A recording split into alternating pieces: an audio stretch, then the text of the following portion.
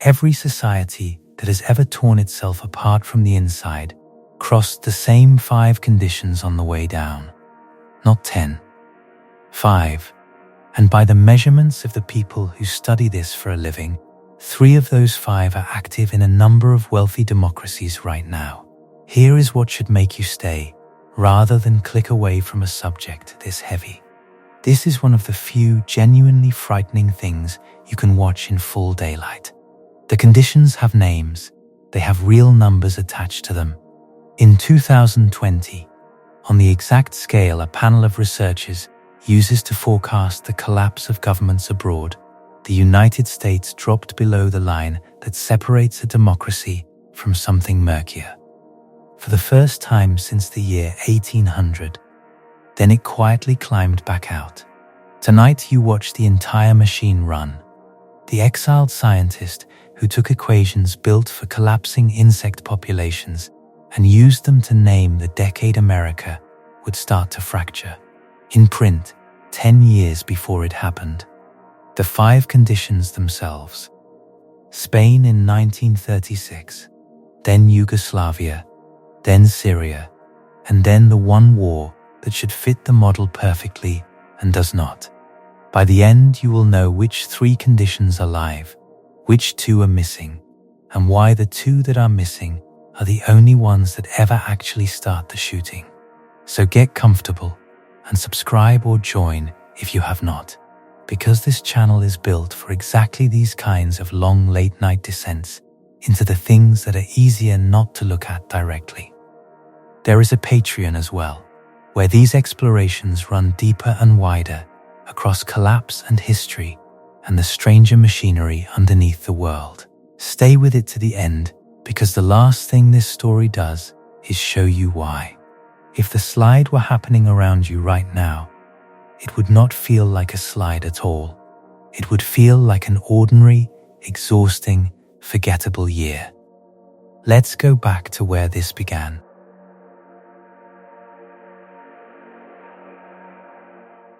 In 1980, a Russian-born scientist named Peter Turchin was standing in a pine forest in the southern United States, counting dead trees. He was not a historian. He was not a political scientist. He had no interest in either of those things.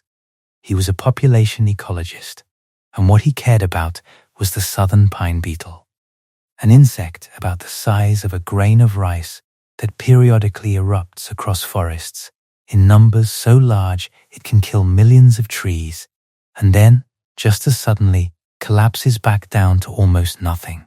Turchin wanted to know why. Why a population explodes, why it overshoots, and why, at the peak of its success, when there seems to be more than enough of everything to go around, it crashes. He spent the better part of a decade building mathematical models of that cycle. Beetles, then voles, then mice, then deer. Boom, overshoot, collapse, the same shape over and over again, in species after species, written in differential equations. And then sometime in the late 1990s, Turchin did something that almost no serious scientist would have allowed himself to do. He took the equations he had been using to describe insect populations, and he pointed them at human beings. Specifically, he pointed them at the rise and fall of states, empires, dynasties, republics. He asked whether human societies also boom and overshoot and collapse, and whether that collapse follows a measurable shape the way a beetle outbreak does. He gave the new field a name, Cliodynamics, from Clio, the muse of history. Most of his colleagues thought it was, at best, an eccentric hobby for a man who should have been studying animals. At worst, they thought it was the kind of thing that ends a career. And then in 2010, in the pages of the journal Nature, one of the most prestigious scientific publications in the world, Turchin wrote a single sentence that, if you read it today, should make the back of your neck go cold. He wrote that the next decade was likely to be a period of growing instability in the United States and Western Europe. He did not hedge it the way scientists usually hedge. He named a window. He said the structural pressures he was tracking would build through the 2010s and reach a peak around the year 2020. He was using beetle math. He gave a date. The date was 2020. I want you to sit with how absurd that should have sounded in 2010. Because in 2010, the United States was not a country that anyone serious believed was sliding toward anything. The financial crisis was receding. A popular president was in his first term. The phrase political instability was something that happened in other countries. The kind of countries that foreign correspondents flew into. The idea that you could predict the internal fracturing of the most powerful democracy on earth using the same equations that describe an insect outbreak was not just wrong, it was the kind of claim that gets you quietly removed from the invitation list. And here is the part that I still do not fully know how to think about. He was not the only one running the numbers. While Turchin was building his model alone, on the strength of nothing but historical data and a population ecologist's stubbornness, there was another group of people running a completely different model with a completely different method, built for a completely different purpose. They were not eccentric outsiders.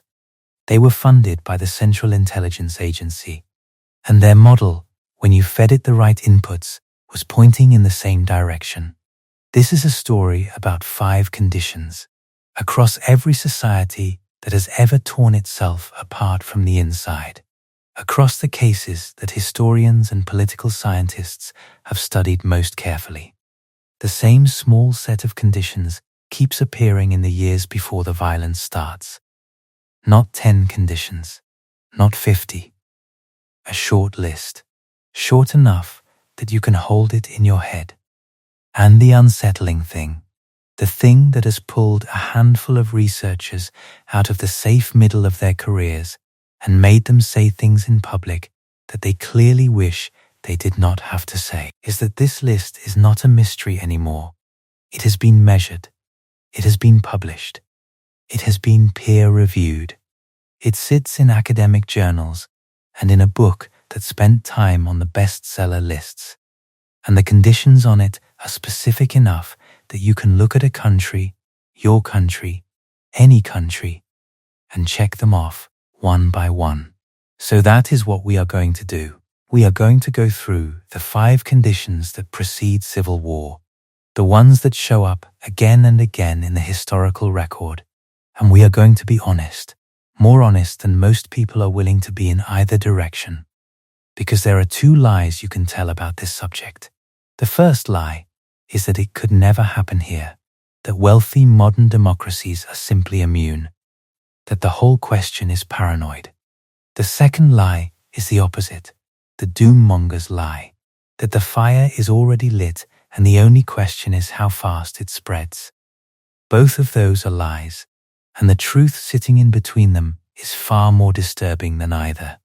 Because of the 5 conditions, 3 of them, by the measurements of the people who built these models, are currently active, and 2 of them are not. And once you understand which 2 are missing, you will understand something that almost nobody discussing this topic seems willing to say out loud, which is that the 2 missing conditions are the ones that actually start the shooting, and the 3 present conditions are the ones that load the gun. There is one more thing I need to tell you before we go any further, and it is the thing this entire story is really about, even though it will not become clear until the end. Every single society that has crossed this line, every one, was full of intelligent, informed, reasonable people who did not believe it was happening to them while it was happening to them. They were not stupid. They were not blind. They were living through what felt, from the inside, like ordinary politics. Heated, ugly, frustrating ordinary politics. The kind you argue about at dinner and then go to bed. The slide does not feel like a slide while you are on it. It feels like Tuesday. And that, more than any single condition on the list, is the thing that should keep you up tonight. Hold on to it. We are going to come back to it, and when we do, it is going to mean something much worse than it means right now. Let us start with the woman who wrote the list. Her name is Barbara Walter, and she is a professor at the University of California, San Diego, where she holds a chair in international affairs. She got her doctorate at the University of Chicago, studying under some of the most respected names in the field of conflict, people like James Fearon and David Leighton, the researchers who essentially built the modern statistical study of why wars happen. She did postdoctoral work at Harvard and Columbia. She is a member of the National Academy of Sciences. None of this is the resume of a crank. This is about as establishment as the study of political violence gets. And for most of her career, the wars she studied were somewhere else. Syria, Lebanon, Northern Ireland, Sri Lanka, Rwanda, Angola. She spent her professional life flying into other people's catastrophes and trying to understand the machinery underneath them. The machinery, it turned out, was remarkably consistent from country to country. That is the first thing you learn when you study civil wars comparatively. They are not as different from each other as the people inside them believe. The flags change, the grievances change, the mechanism does not. And I want to dwell on what that kind of career does to a person, because it is the emotional infrastructure underneath everything she eventually wrote. Walter did not learn this material from books. She learned it from sitting across from people in the wreckage of their own countries, in Rwanda after the genocide, in the divided neighborhoods of Northern Ireland, in Sri Lanka, in Lebanon, in places where the war was either still warm or had only recently gone cold. And one of the things she has described, the thing that I think changed her, is how normal the people she interviewed were, how reasonable, how much they sounded, before the war, like people she knew at home. They were not exotic. They were not from some other species that does this kind of. They were teachers and farmers and shopkeepers and clerks who 10 years before the killing started would have told you with complete sincerity that their country was different, that their neighbors were their friends, that whatever was happening in those other places could never happen here. She heard that sentence, "It could never happen here," in the mouths of people standing in the ruins of the place where it had happened. That is the kind of thing that lodges in a person. That is the kind of thing that decades later makes someone look at the data on their own country and feel a specific cold recognition that they cannot talk themselves out of. When her book came out in January of 2022, it reached the bestseller lists and was eventually translated into more than 20 languages, which tells you something about how many people across how many countries picked it up with the same private dread. People were not reading a book about Syria. They were reading a book about Syria and checking it against the country outside their own window. In 2017, Walter was invited to join something called the Political Instability Task Force. And to understand why that invitation matters, you have to understand what the task force actually was, because it is one of those things that sounds like a conspiracy theory and is in fact a matter of public record. In the 1990s, the Central Intelligence Agency had a problem. The Cold War was over. The threats the agency was built to anticipate, the tanks coming through the gap, the missiles leaving their silos, had been replaced by a messier set of dangers. States were collapsing from within. Genocides were erupting in places the agency had barely been watching. Somalia, Rwanda, the Balkans. And the question that came down from above was deceptively simple. Could you predict it? Could you build a model that would tell you, in advance, which countries were about to fall apart, so that policymakers would have some warning before the next Rwanda instead of finding out on the morning news? So the agency quietly funded a panel of academics, political scientists, statisticians, demographers. It was originally called the State Failure Task Force, and it was later renamed the Political Instability Task Force. Its job was to take everything that could be measured about a country And there are hundreds of things you can measure about a country and find out which of those measurements actually predicted the onset of political violence. Not which ones felt important, not which ones made for good speeches, which ones, statistically, when you ran the historical data, actually came before the collapse. I want you to understand how unglamorous and how serious this work was, because the word intelligence makes people picture something cinematic, and this was the opposite of cinematic. This was years of people building spreadsheets of every country on Earth, going back decades, and coding each one on dozens of dimensions. How much of the population was urban? How high was infant mortality? Was the country surrounded by violent neighbors? How much foreign trade did it have? Was the state engaged in discrimination against a particular group? And then, against all of that, the brutal outcome: did this country, in the following 2 years, fall into some form of political instability or not? Yes or no? They ran the whole apparatus of modern statistics across that data, looking for the variables whose presence actually moved the needle, and they were ruthless about throwing out the ones that did not, no matter how intuitive those variables seemed. And the result was humbling, because most of the intuitive variables did not survive. The level of poverty by itself was a weak predictor. The degree of ethnic diversity by itself, the thing everyone assumes is the root of these wars, was a weak predictor. Even the level of repression by itself was not the strong signal people expected. The model that emerged in the end was startlingly lean. A handful of variables carried most of the weight, and at the very top of that handful sat the structure of the government and the way its politics were organized. Walter has said in interviews that of something like 38 candidate factors the broader research tradition considered, 2 of them carried most of the predictive signal. 2 out of nearly 40. And those 2 were the ones we are going to spend most of our time inside. There is one more detail about the task force that I think you should sit with because of when it happened. The intelligence funding that supported this line of work, the money that kept the lights on for the project that tracked the world's slide toward instability, was reportedly wound down in early 2020.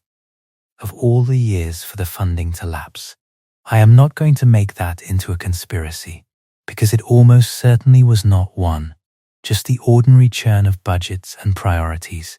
But there is a grim poetry in the timing that I cannot pretend not to notice. The early warning system going quiet in the exact year its own criteria would have flashed red over the country that built it. The task force ran for years. It tested an enormous number of variables, and what it found, when the dust settled, is the kind of result that should be far more famous than it is. Out of all the things you might think would predict whether a country descends into civil war, the wealth of the country, the poverty of the country, the level of inequality, the ethnic diversity, the history of violence, the strength of the economy, almost none of them were the strongest signal.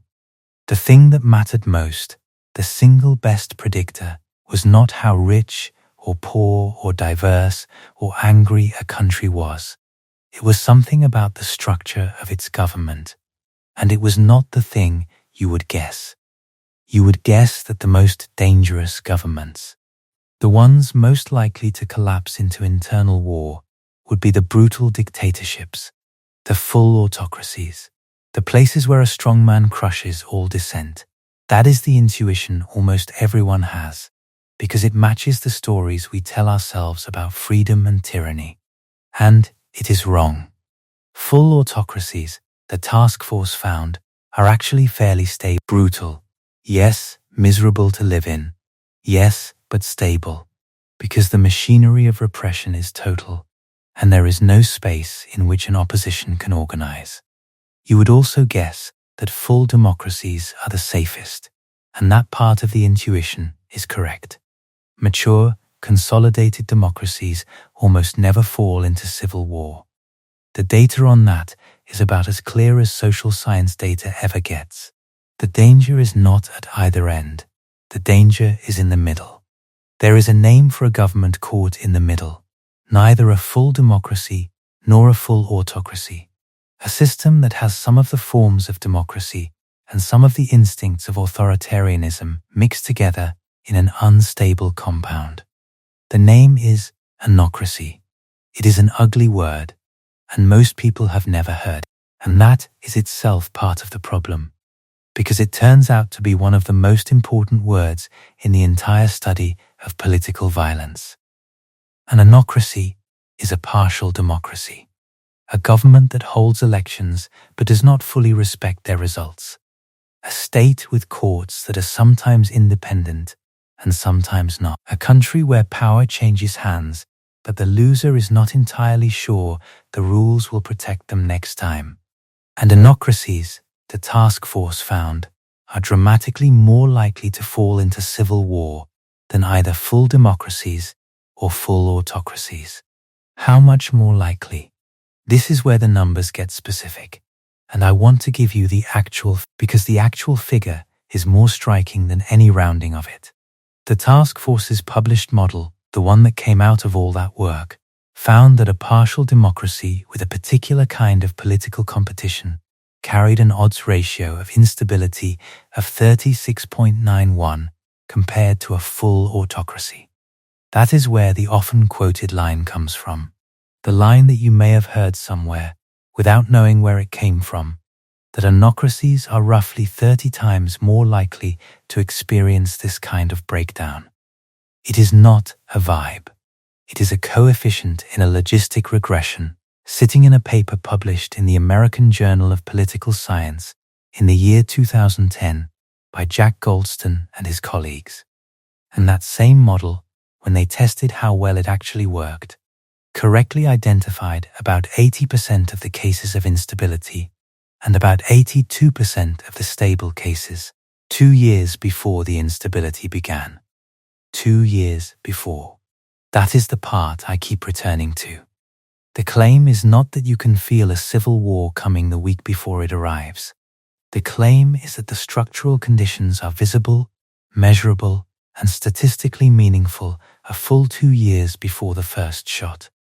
And that almost nobody living inside the country during those 2 years has any idea that the clock is running. So how do you measure whether a country is an anocracy? You do not eyeball it. There is an actual scale, and it has an actual name, and the name is the polity score.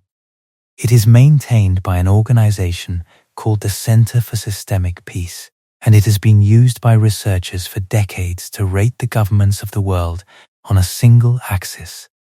The scale runs from -10 to +10. -10 is a total autocracy, a North Korea, a place with no meaningful political freedom at all. +10 is a full consolidated democracy, and the anocracy zone, the dangerous middle, is the band that runs roughly from -5 to +5. A country scoring +6 or higher is classified as a democracy. A country scoring -6 or lower is classified as an autocracy. Everything in between, that wide band in the center, is the zone where civil wars are born. And here is what makes the polity score so much more useful than just a label. It moves. Countries do not sit at a fixed number forever. They drift up the scale as their institutions strengthen, and they slide down it as their institutions erode. And what Walter and the other researchers found is that it is not even the static score that matters most. It is the direction of travel. A country sliding down toward the anocracy zone, losing democratic points year over year, is in a far more dangerous position than a country that has been stable at a low score for a long time. The slide is the signal. Movement through the middle of the scale is the single most reliable structural warning sign that the field has ever found. Let me make sure the mechanism is clear, because the why of it is more disturbing than the what. Why would the middle be more dangerous than the bottom? The answer is about doors. In a full autocracy, the door to power is welded shut. There is no point in organizing an opposition, because there is no opening for an opposition to move through, and the cost of trying is usually death. So people do not try, and the stability, ugly as it is, holds. In a full democracy, the door to power is genuinely open. If you lose this election, you can win the next one, and you believe that. And so you channel your ambition and your rage into campaigns and courts and arguments rather than into weapons. The system absorbs the conflict because the system offers a real path. An anocracy is the worst of both. The door is half open. It is open enough that people can see through it, open enough to organize around, open enough to make winning feel possible.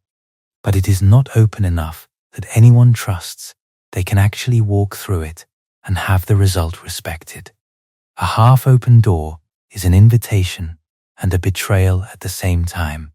And that combination, the hope of access fused with the suspicion that access will be denied, is the precise psychological fuel that turns ambition into insurgency. Full repression gives people nothing to fight for. Full democracy gives people a peaceful way to fight. The middle gives people something to fight for and no peaceful way to win it. And this is the first place the framework destroys a belief that almost everyone holds without examining it. The belief is that tyranny is the thing to fear, that the road to civil war runs through a strongman seizing total control. The data says the opposite. The road to civil war does not run through too much order. It runs through the breakdown of order into a contested, half-functioning, no longer trusted middle. The most dangerous moment is not when a government becomes too strong. It is when a government becomes neither strong nor fully legitimate, when it has the trappings of democracy and the reflexes of something else. And nobody can quite agree anymore on what the rules even are. If your model of how a country falls apart features a dictator in jackboots, you are watching the wrong door. The dangerous door is the half-open one, and it does not look frightening at all. It looks like a messy, gridlocked, bitterly divided democracy that still holds elections. It looks, in other words, ordinary. Now you might be wondering why I keep saying the researchers cannot point this model at their own country. So let me tell you the thing that I find genuinely difficult to talk about calmly. By United States law, the Political Instability Task Force was forbidden from analyzing the United States.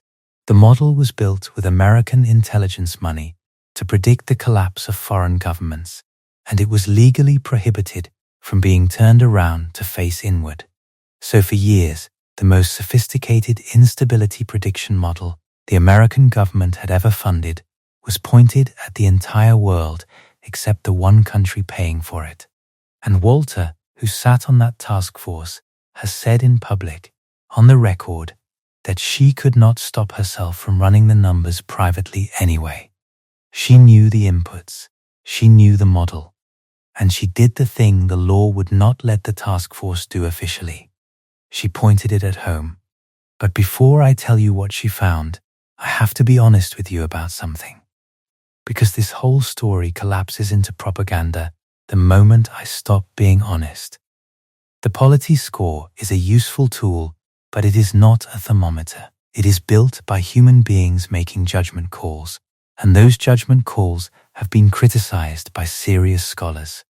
There are researchers who think the whole Anocracy framework is too blunt, that lumping wildly different countries into one middle category obscures more than it reveals.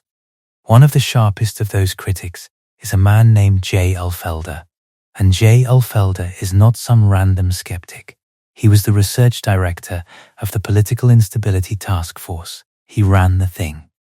And we are going to come back to what he says. Because what he says is the strongest argument against everything I am about to tell you, and you deserve to hear it at full strength, rather than have it tucked away where it cannot do any damage to the story. But first, the rest of the list. Anocracy is condition 1, the dangerous middle, the slide through the zone where the rules are no longer fully trusted. Condition 2 is something Walter calls factionalism, and it is the place where her framework starts to feel less like a chart and more like a description of something you have personally watched happen. Factionalism is not the same thing as ordinary political disagreement. Healthy democracies are full of disagreement.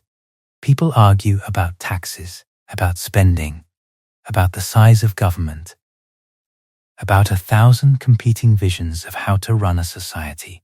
And that argument, however heated, is the system working as designed. Factionalism is something else.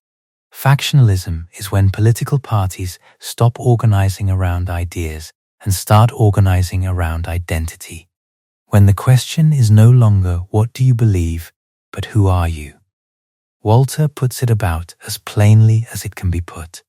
She says that in a factionalized society, instead of setting up your political parties based on whether you are a conservative or a liberal, a capitalist or a socialist, you set up your parties based on whether you are Muslim or Christian, black or white, Catholic or Protestant. The dividing line moves from policy to people. And once it moves there, it becomes almost impossible to compromise, because you cannot compromise on who you are. You can split the difference on a tax rate. You cannot split the difference on identity. There is no halfway point between two tribes, only the question of which one wins. And this is where the task force model gets specific again, because that odds ratio I gave you, the 36.91, was not just for Anocracy. It was for Anocracy combined with factional competition. The two together. A partial democracy whose politics have sorted along identity lines is the single most dangerous configuration the model knows how to detect. It is the loaded gun, not autocracy, not poverty, not diversity by itself. The specific combination of a government that has slid into the unstable middle and a population that has sorted itself into hostile camps defined by who people are rather than what they think. That is condition 2, and I want to be careful here, because this is the condition where the temptation to point fingers is strongest, and pointing fingers is exactly how you misunderstand it. Factionalism is not one side's fault. It is not a thing that the people you dislike are doing to the people you like.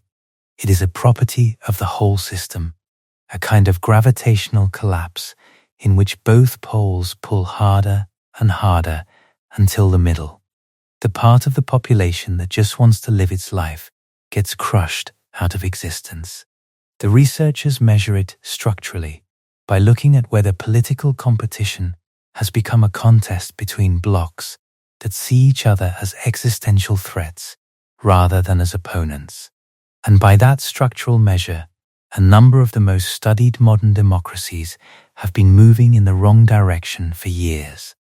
Condition 3 is the one that I think hits hardest, because it inverts something almost everyone believes about who starts wars. Ask most people which group is most likely to rise up and tear a country apart, and they will picture the desperately poor, the starving, the people with nothing left to lose. It is a powerful image, and it is almost entirely wrong. Walter's research and the broader literature she draws on points to a very different group, not the people at the bottom, the people who used to be at the top or near it and who feel themselves slipping. The technical term in the literature is a downgraded group, a community, usually a once dominant ethnic, religious, or regional group that has held status and power and is now watching that status erode or believes it is about to. Walter's line on this is one of the most quietly devastating things in the entire field. She says it is not the desperately poor who start civil wars. It is those who once had privilege and feel they are losing the status they believe is rightfully theirs. Grievance is most explosive not when people have nothing, but when they have had something and feel it being taken away. The fall from the top of the hierarchy generates a rage that the bottom of the hierarchy, however miserable, almost never produces. There is even a name for this in the literature: the sons of the soil, the group that believes the land and the nation belong to them by right of having been there first, watching newcomers and rivals climb past them. I want to slow down on why this is true, because it runs against every instinct of fairness we have, and the fact that it runs against our instincts is part of why it goes unspoken. We have a moral story in which the oppressed rise up against the oppressor, in which revolution flows upward from the bottom, and that story is so emotionally satisfying that we apply it even where it does not fit. But think about the actual psychology of grievance. A person who has always had nothing has, in a terrible way, made their peace with having nothing. Their expectations and their reality are aligned, however miserably. The explosive gap is not between a low reality and a low expectation. It is between a falling reality and a high expectation that has not yet adjusted. The man who expected to inherit his father's status and standing, and who finds that status evaporating, that the world that was supposed to be his is being handed to people he regards as beneath him or foreign to him. That man carries a specific and combustible fury that the genuinely destitute rarely match. He is not fighting for bread. He is fighting against humiliation, against the unbearable sensation of watching his place in the order dissolve. And humiliation, not hunger, is the emotion that historically organizes men into militias. This is why the leadership and the foot soldiers of so many of these movements come not from the bottom of society, but from the anxious, sliding, formally secure, middle and upper middle. People with enough education to feel entitled to more, enough memory of status to feel its loss, and enough capacity to organize that their rage becomes a force rather than a private bitterness. When you hear a movement built on the language of restoration, of taking the country back, of returning to a time when things were as they should be, you are hearing the voice of a downgraded group. The word back is the tell. It is the grammar of a group that believes it is descending and intends to reverse the fall.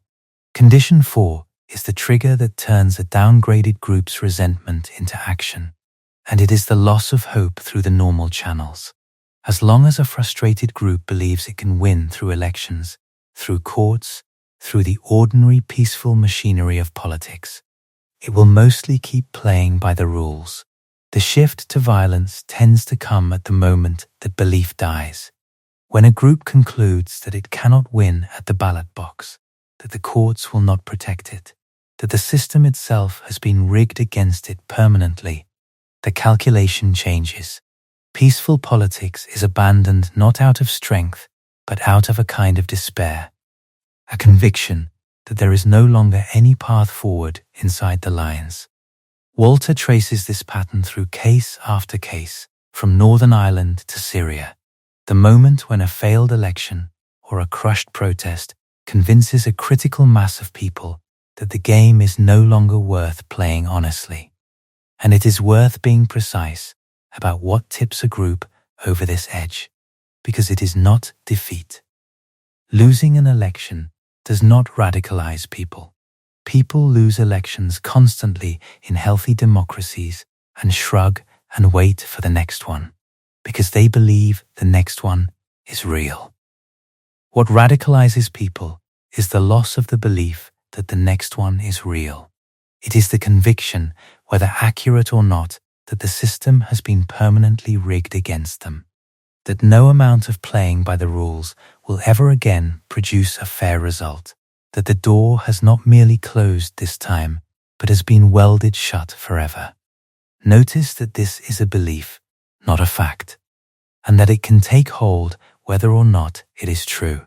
A group that has genuinely been locked out, and a group that has merely been persuaded it has been locked out, will behave identically, because they are acting on the same internal conviction.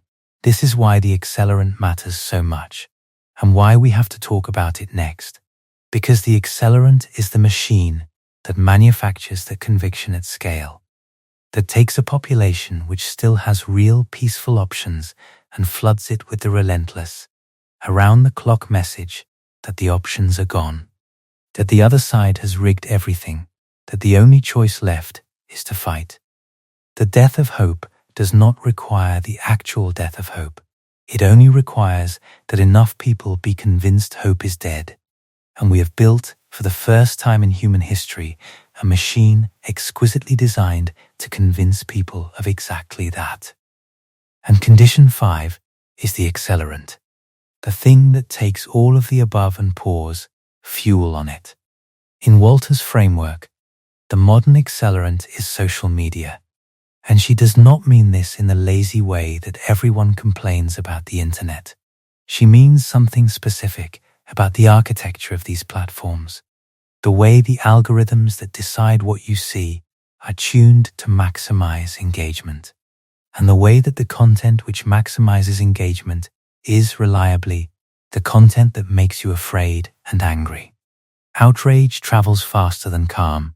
Fear travels faster than nuance. A platform optimized to hold your attention is, whether anyone intended it or not, a platform optimized to amplify exactly the factional, identity-based, status threat grievances that the first 4 conditions are made of. Walter compares it to the printing press in earlier eras, a technology that did not create the underlying tensions, but spread them faster and farther than they could otherwise have gone, lowering the activation energy for collective violence. What makes the modern version different from the printing press, and worse, is that it is personalized and it is sorting. The printing press spread the same pamphlet to everyone. The algorithm spreads a different reality to each person, calibrated to their particular fears, and it sorts populations into separate information universes that no longer share even a common set of facts to argue about. 2 people in the same country, on the same day, can be served 2 completely different versions of what is happening, each version engineered to confirm that their own side is righteous and besieged, and the other side is malicious and ascendant. You cannot compromise with someone when you do not even share a description of reality with them, and the machine is every hour of every day, pulling the 2 descriptions further apart, because the further apart they are, the more engagement they generate, and engagement is the only thing the machine was ever built to want. It does not hate anyone. It does not want a war. It wants your attention, and it has discovered that the most reliable way to hold your attention is to frighten you about your neighbors, and so it does, to all of us, all the time, and we call it staying informed. So that is the list. Anocracy, the slide into the dangerous middle. Factionalism, the sorting of politics along identity lines. A downgraded group, the once dominant community that feels itself falling. The loss of hope in peaceful channels. And the accelerant, the technology that spreads the grievance faster than any society has ever had to absorb before. 5 conditions. And the reason this list should disturb you is not that it is a theory. Plenty of things are theories. It is that this particular list was assembled by someone who built her career flying into countries after these conditions had already done their work, who learned to recognize the pattern in the wreckage, and who then turned around, looked at the data on a number of wealthy modern democracies, and went very quiet, and then started writing. But a list of conditions is only half the story, and honestly, it is the less interesting half. Because a list tells you what to look for. It does not tell you why the conditions appear in the first place, why a stable society would ever drift into the dangerous middle, why politics would sort itself along identity lines, why a once secure group would suddenly find itself falling. For that, you need a different kind of explanation. you need to understand the engine underneath. And that brings us back to the man counting dead trees. Peter Turchin was born in 1957 in Obninsk, a science city outside Moscow. His father, Valentin Turchin, was a physicist and a dissident, one of the people who openly criticized the Soviet system. And in 1977, the family was expelled from the Soviet Union, forced into exile for the crime of saying out loud what was true. Think about that for a moment, because it is not incidental background. The man who would spend his life building mathematical models of how societies tear themselves apart was, as a teenager, physically thrown out of a society that was in the long, slow process of tearing itself apart. He did not study political disintegration from a comfortable distance. He was a product of it before he was a scientist of it. The personal and the analytical are not separate threads in his story. They are the same thread. He came to the United States, got a degree in biology from New York University, a doctorate in zoology from Duke, and became, by every external measure, a successful theoretical ecologist. He studied the population dynamics of insects and small mammals. He published in the right journals. He had a perfectly respectable career modeling the booms and crashes of beetle populations. And he could have done that for the rest of his life. Most people would have. There is a deep professional safety in staying inside the boundaries of your discipline, and a deep professional danger in stepping outside them, which is the danger he chose anyway. What pulled him across the line was a question he could not let go of. He had spent years watching populations of animals follow the same mathematical shape: the rise, the overshoot, the crash, and he started to wonder whether human societies followed a shape too. Not a vague metaphorical shape, a measurable one. Whether you could take centuries of historical data, the rise and fall of dynasties and empires and republics, and find the same kind of equations underneath. Most historians find this idea offensive, and I understand why. It seems to drain history of everything that makes it human: the choices, the accidents, the great figures, the moral weight of events. To say that the fall of a republic obeys an equation feels like an insult to everyone who lived and died inside it. Turchin's response to that objection is essentially that the weather is also made of individual molecules behaving freely, and we can still forecast a hurricane. The freedom of the parts does not prevent the predictability of the whole. What he built he called structural demographic theory, and underneath all the jargon it rests on three drivers, three forces that, when they build up together, push a society toward the kind of breakdown that the historical record shows ends in violence. And these three drivers are the engine underneath Walter's 5 conditions. They are the why beneath the what. When Turchin was asked recently to state them plainly, he said the structural drivers were threefold: popular immiseration, elite overproduction, and a weakening of the state's capacity. Hold those three in your mind, because the rest of this story is going to live inside them. Popular immiseration is the simplest of the three to understand and the hardest to live through. It means that the broad mass of ordinary people are getting poorer, or at least are no longer getting richer, even as the society around them appears to grow. Turchin's signature observation here is about the relationship between productivity and wages, and it is the kind of thing that once you see it, you cannot unsee. For most of the 20th century in the United States, two lines moved together. As workers produced more per hour, they were paid more per hour.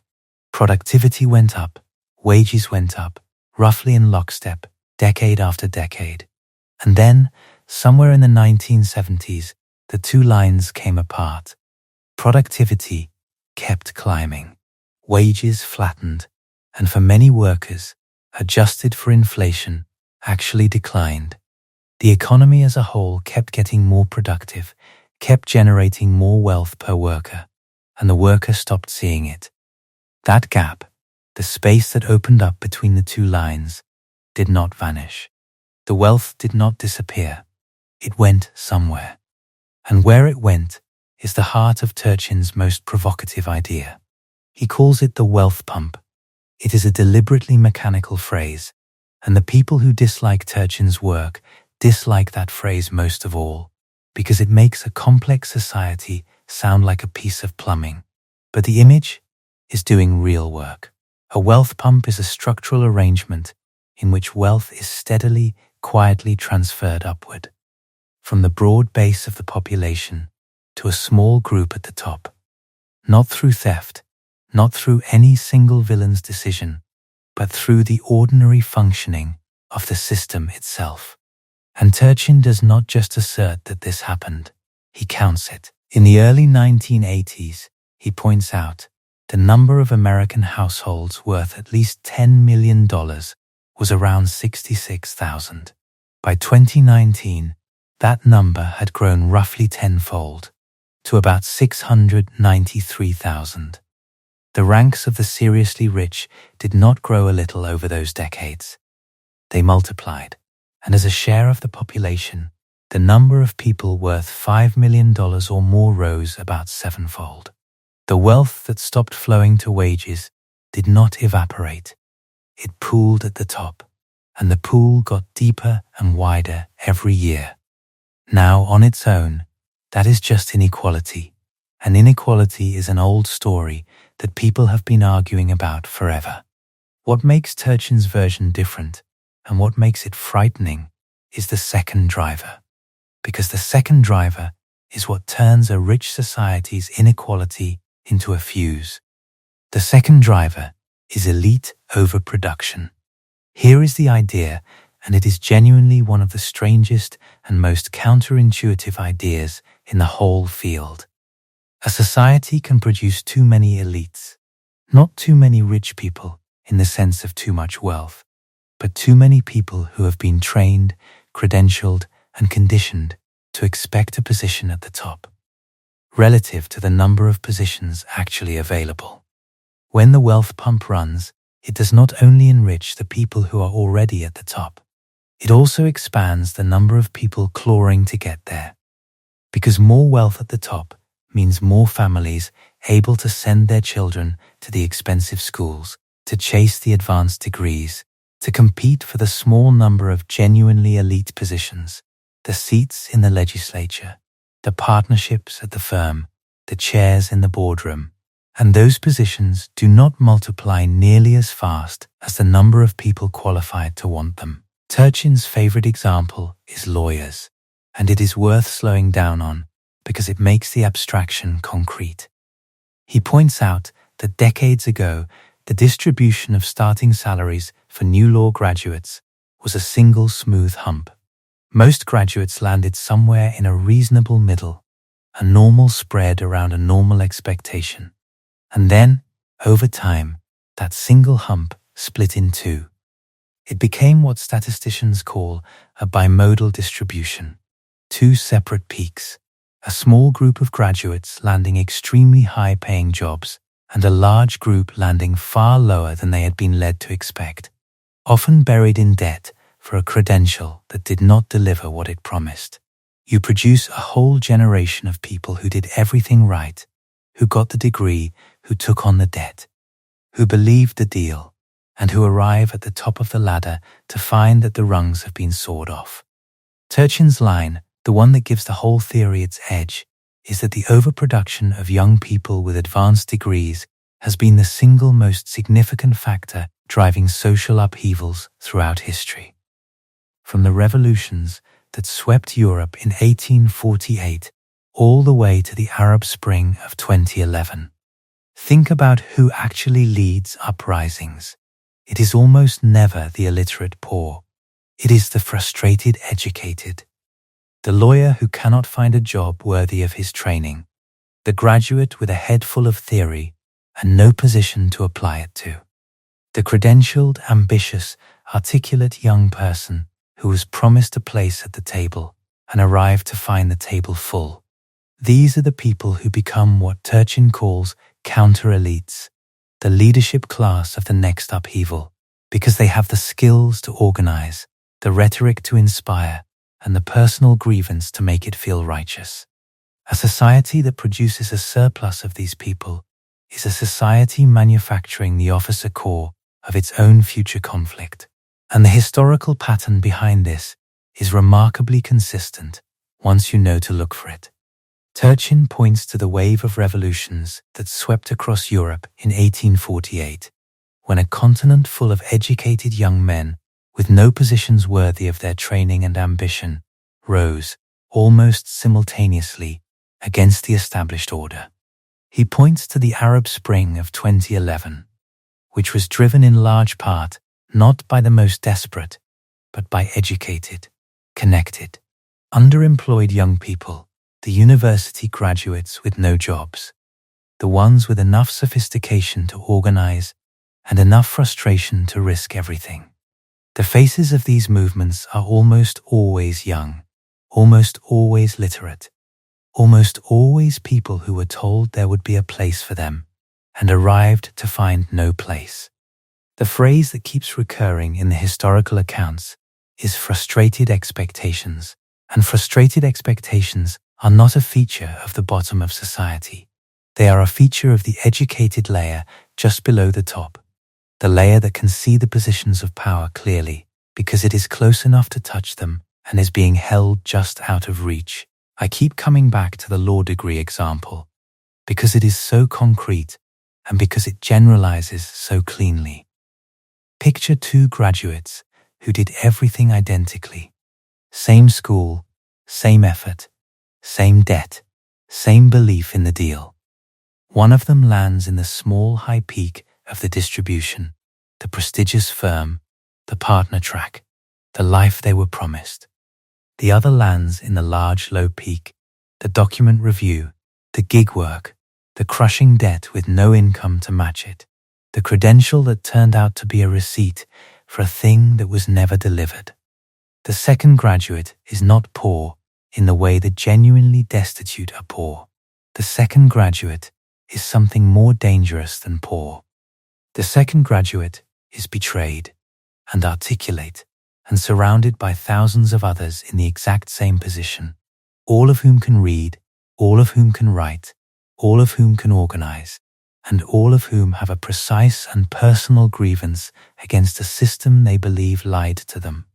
Multiply that across medicine, across academia, across every credentialed field where the number of aspirants has outrun the number of seats, and you have manufactured, at scale, the most combustible social class there is, not a mob, a frustrated intelligentsia. And every serious upheaval in modern history has been led by one. And the third driver, the weakening of state capacity, is the one that determines whether the whole thing actually ignites. A state under pressure from below, from immiserated masses, and from the side, from frustrated counter-elites, can hold together as long as it remains strong, solvent, and trusted. It is when the state's own capacity erodes, when it runs out of money, when it loses the trust of its citizens, when it can no longer enforce its own rules evenly, that the accumulated pressure finds its release. Turchin combines all of these forces into a single composite measure he calls the political stress indicator.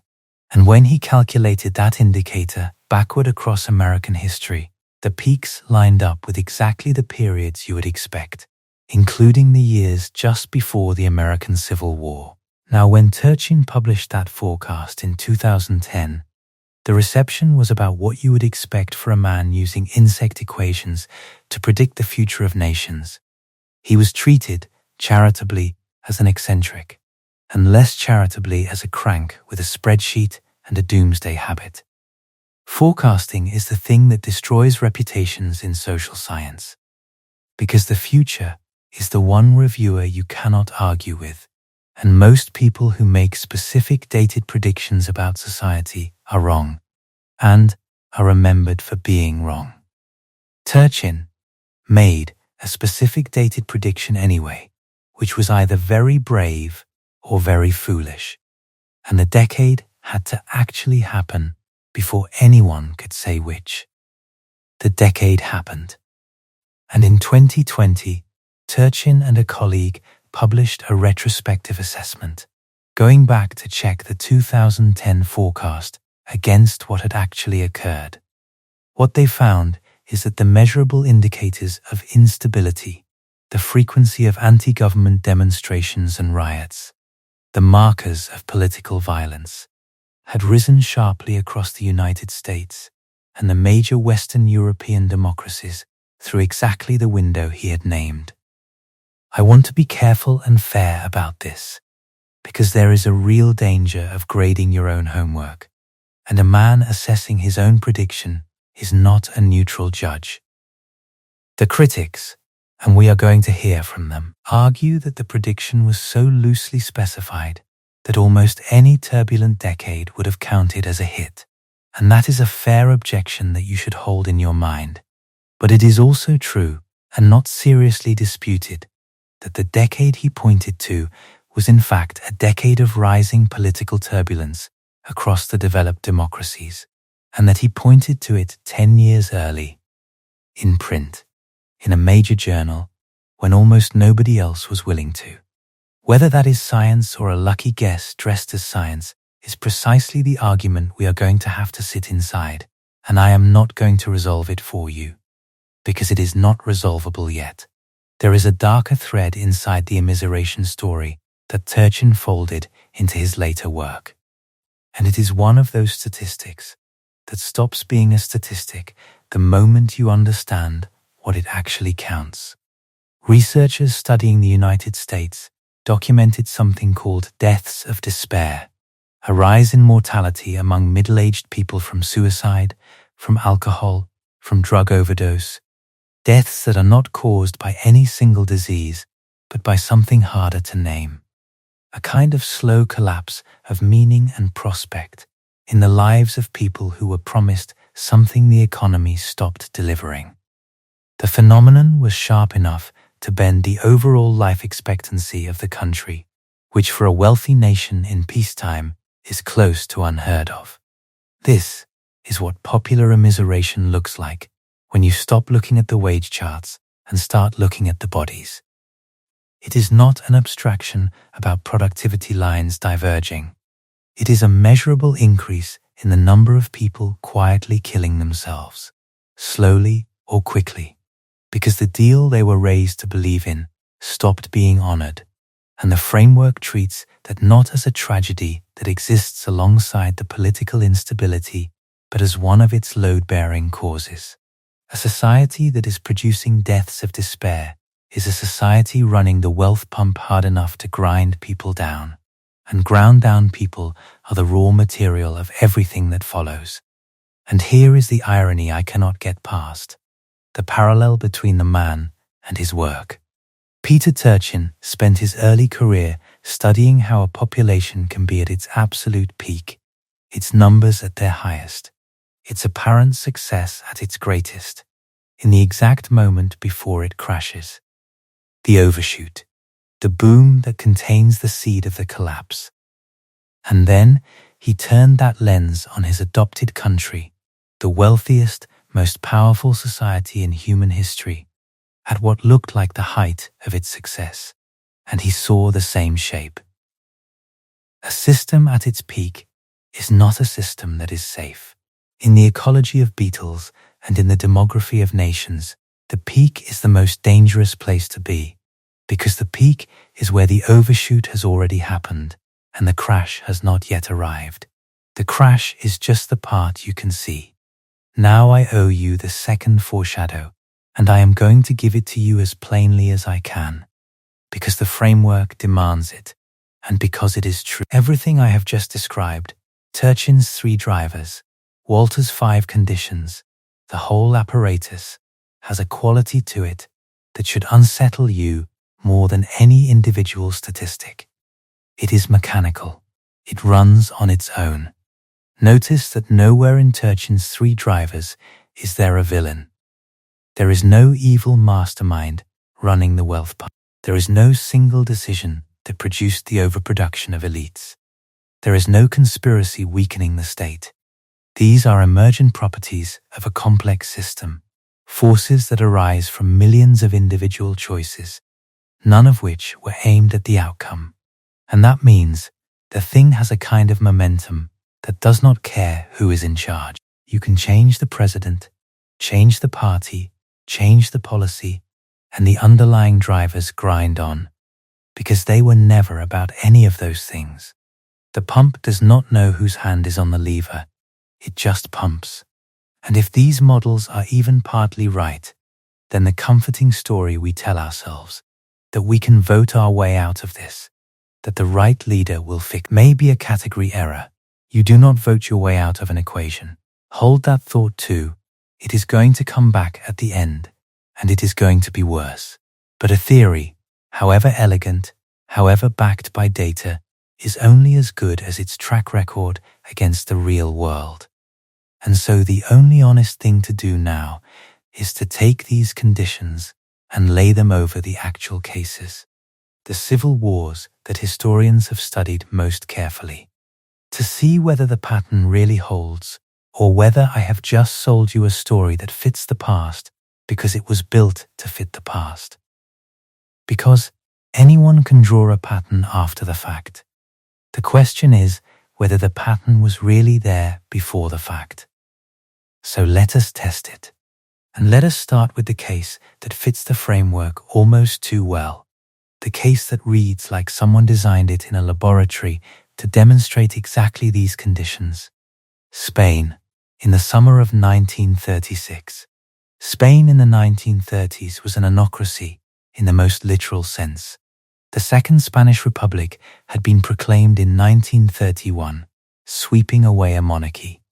And it was exactly the kind of partial, contested, unstable democracy that sits in the dangerous middle of the polity scale.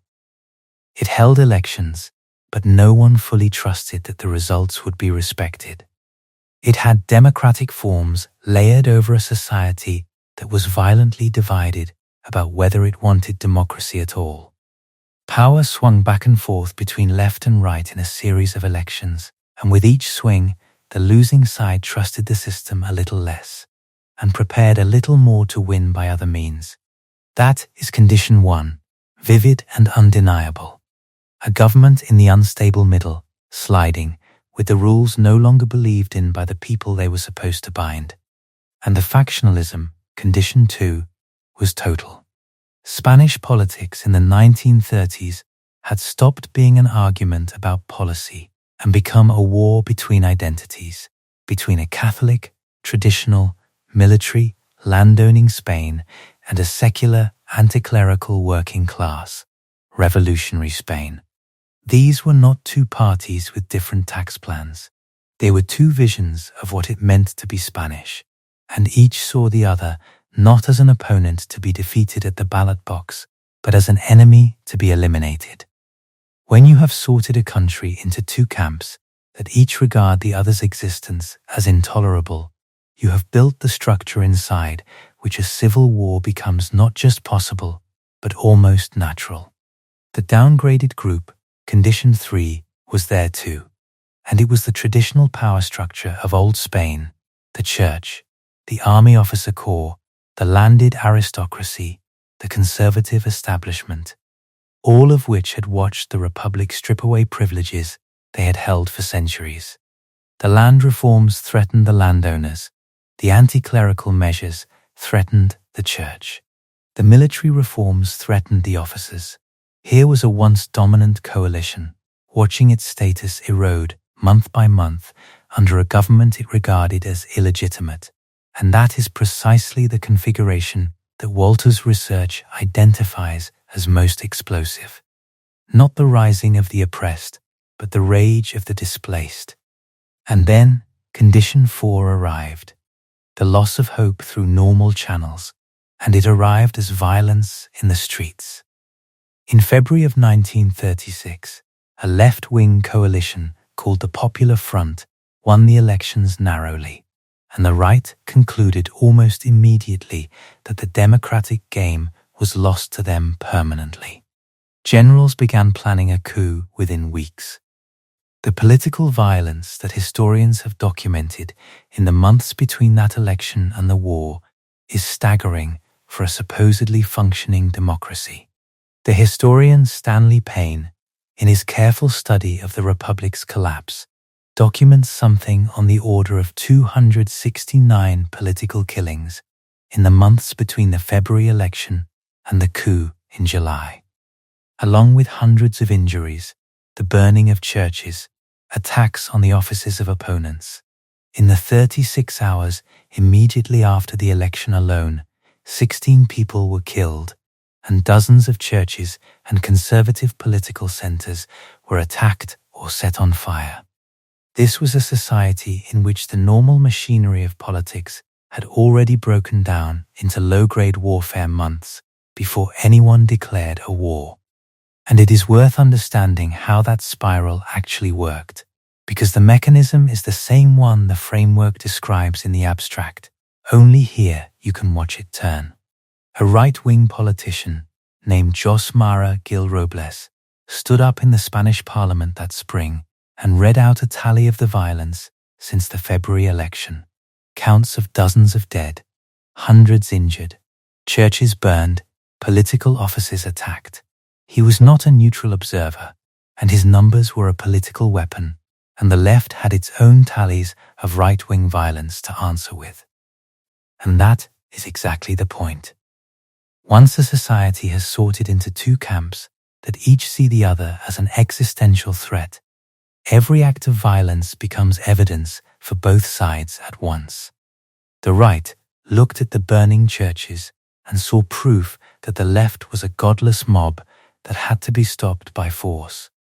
The left looked at the gathering generals and the street-fighting phalangists and saw proof that the right was preparing a coup that had to be preempted by force.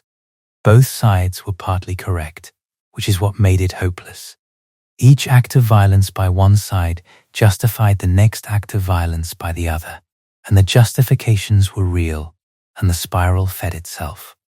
And every month, the space in the middle for anyone who simply wanted to live in a normal country grew narrower until it closed entirely. That is what factionalism does at the end stage. It does not feel like extremism to the people inside it. It feels like self-defense. The man joining the militia does not think of himself as a fanatic tearing his country apart. He thinks of himself as a reasonable person, taking necessary precautions against the genuinely dangerous fanatics on the other side, who are, at that very moment, thinking the exact same thing about him. Both of them are watching the same violence and drawing the same conclusion in opposite directions. And both of them feel entirely justified. And that mutual mirror image sense of justified self-defense is the engine that drives an ordinary society into a war that, if you had described it to any of them 5 years earlier, every one of them would have called impossible.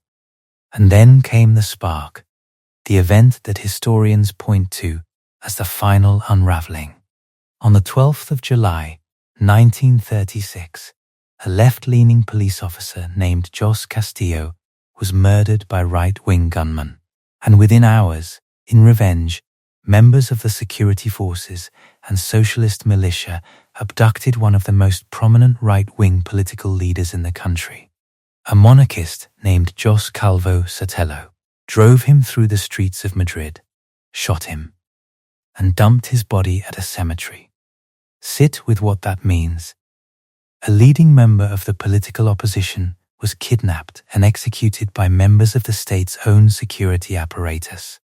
There is no clearer signal that a political system has died than agents of the state murdering an opposition leader and dumping his body.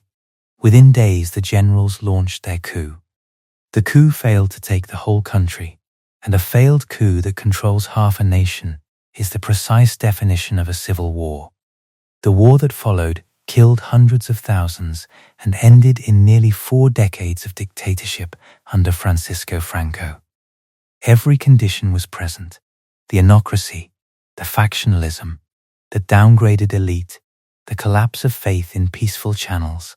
Spain is the framework's cleanest victory, the case where the theory and the history fit so tightly that you could almost believe the theory was reverse engineered from this one war. So let us make it harder.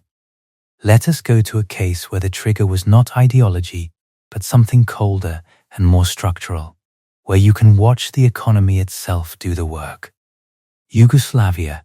For most of the second half of the 20th century, Yugoslavia was held together by one man.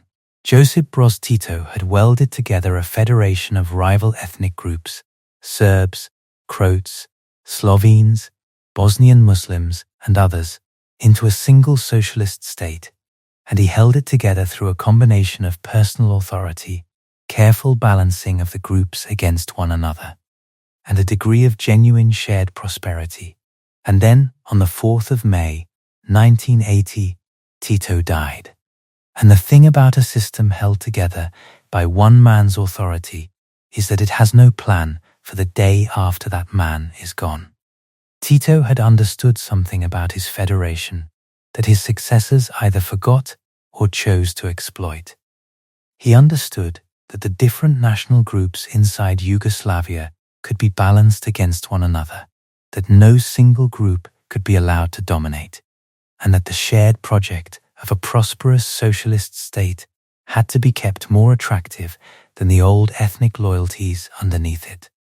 As long as the economy grew and the balance held, the ethnic identities stayed dormant, present but not politically activated, the way they are in any diverse society during good times.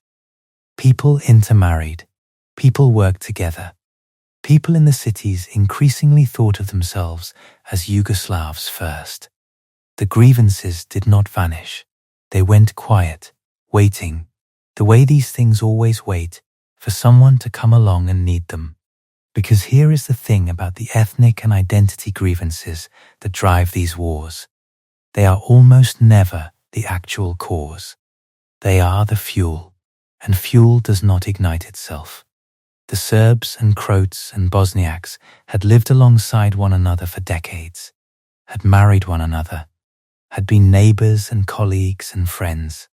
The hatred that erupted in the 1990s was not some ancient force that had merely been suppressed and finally broke loose, although that is the story that was told at the time and is still half believed. The hatred was manufactured deliberately by specific people for specific reasons, out of raw material that was lying around available to anyone willing to use it. And the person who used it understood that the economic catastrophe of the 1980s had created a population desperate for someone to blame, and that a desperate population looking for a culprit is the easiest thing in the world to point at a neighbor. What followed in the 1980s was a slow economic catastrophe, and this is where condition by condition the framework lights up. The Yugoslav economy, which had borrowed heavily, began to come apart. Inflation, which is the most direct possible measure of popular immiseration, the wealth pump running in its crudest form, climbed relentlessly through the decade. By the mid-80s it was running at over 80% a year. By 1987 it was over 160%. And it did not stop there. The hyperinflation that eventually consumed what was left of the Federation reached a monthly rate of around 313 million% in January of 1994, one of the worst hyperinflations in the entire recorded history of money. Imagine watching your savings, your wages, the entire material basis of your life evaporate in real time.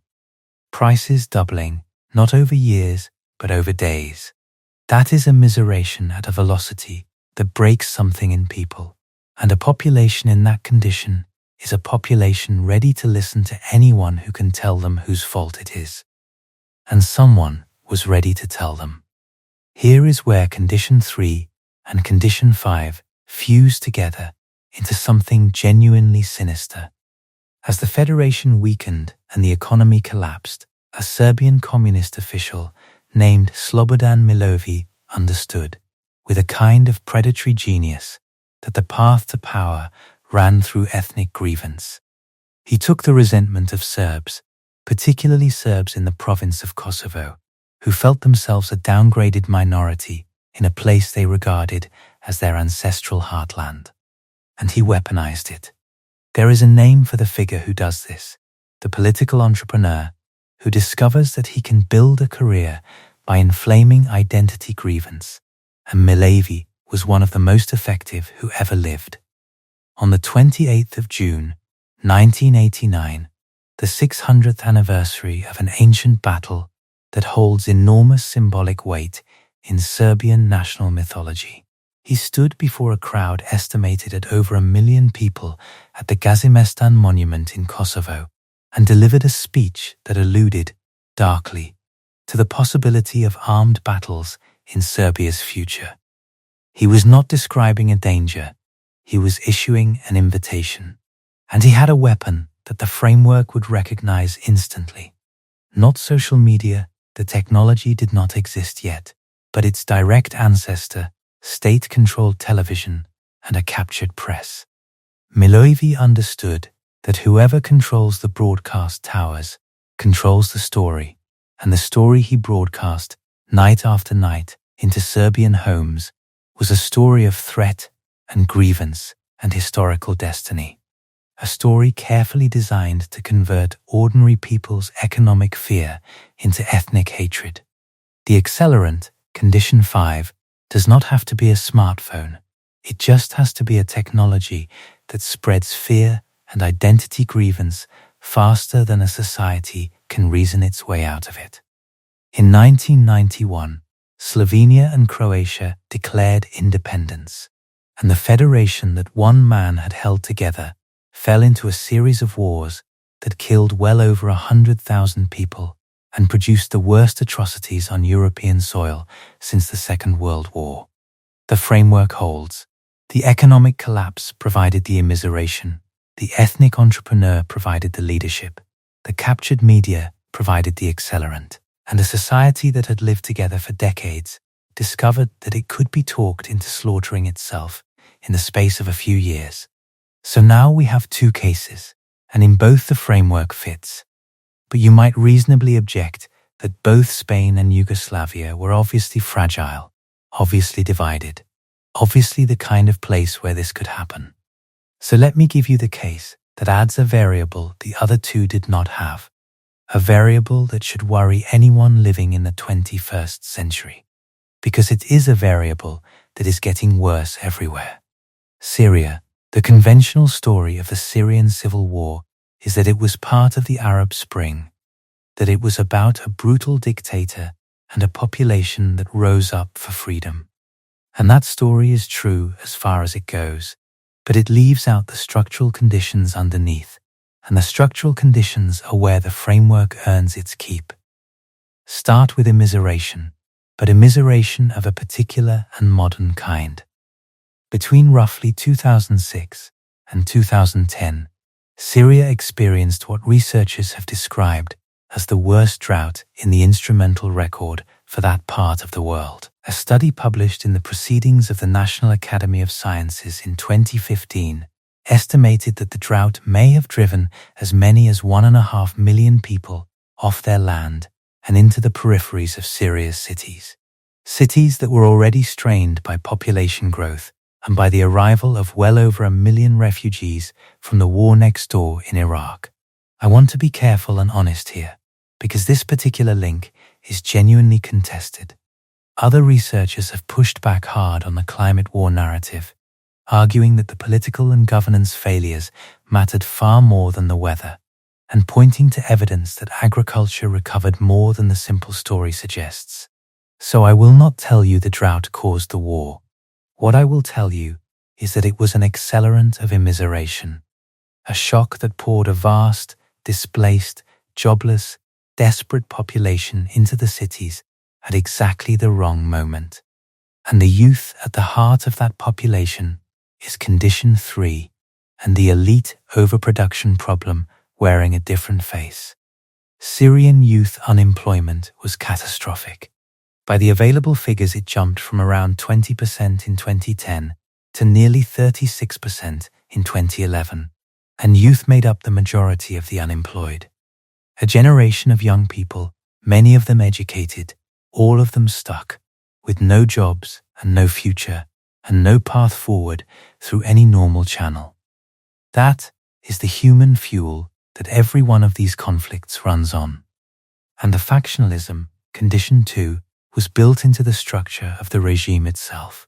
Syria was ruled by the Assad family, who belonged to a religious minority, the Alawites, who make up somewhere around 10% of the population, but who dominated the military officer corps and the security services out of all proportion to their numbers.